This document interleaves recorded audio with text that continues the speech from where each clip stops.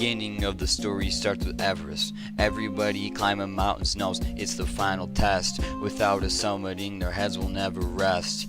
It's a struggle to lay their name among the best. Now let's start the story, which begins in 96. A certain group of climbers who had their heart fixed on taking Everest's name off their bucket list. It starts off the same, but has a little twist.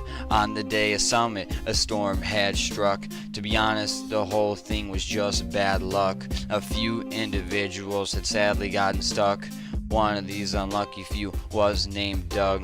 Failed the summit once, came back like a thug, but he was moving slow, kinda like a slug. Told to go back down, refused, his grave had been dug. On his path back down from the top, him and Rob Hall had to take a little stop. Doug's brain honestly started to flop. Rob left him to try and seek some aid, but the only thing Doug saw was Rob start to fade. He got up to follow him, for that he paid. See, Doug had to clip himself, but he sort of fumbled. Lack of brain power led Doug to stumble. Shortly after, my boy Doug took a tumble. Never seen again, that is his story. Doug went down with an elegant glory. If this was Nemo, then Doug was Dory. All of this partially because of a stall. After Doug died, left alone was Rob Hall. He still sought aid and had made a call. Andy Harris came to help, but also had a fall.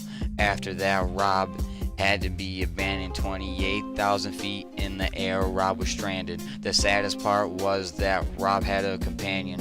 She was pregnant with this kid. They made a plan, and Rob asked his wife to name his kid Sarah, even if he wouldn't be there as a carer.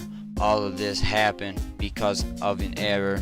Sadly, his kid would have to wonder where her father went, and the story would be told about how her father was blanketed by cold, left to the mountain which slowly took his soul, all by himself without anybody to console. Makes her sad, but her mom there to condole.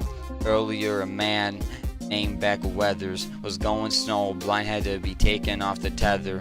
Sat down in the snow with instructions to wait. Beck strictly followed this, almost to a deadly fate. He had waited too long and he was pretty late. On his way down, his entire team was misled, stuck in a storm. Beck was left for dead, laying on the ground, rescue team in his head. In sight he could see the team not far ahead, but sadly when they came, they had misread the situation and Beck was left for dead. News of Beck's death was worldwide spread, but Beck had a different idea instead. Beck was determined to return to his homestead. Wandered into camp the very next day. Nobody knows how, but he found a way.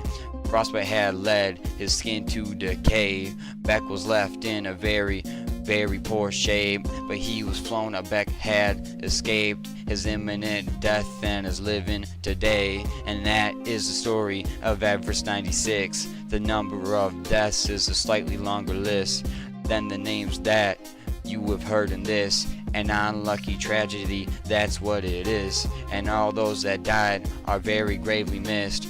Rob's child he had never got to kiss. The deaths on the mountain covered in a mist. What had truly taken place that day on Everest?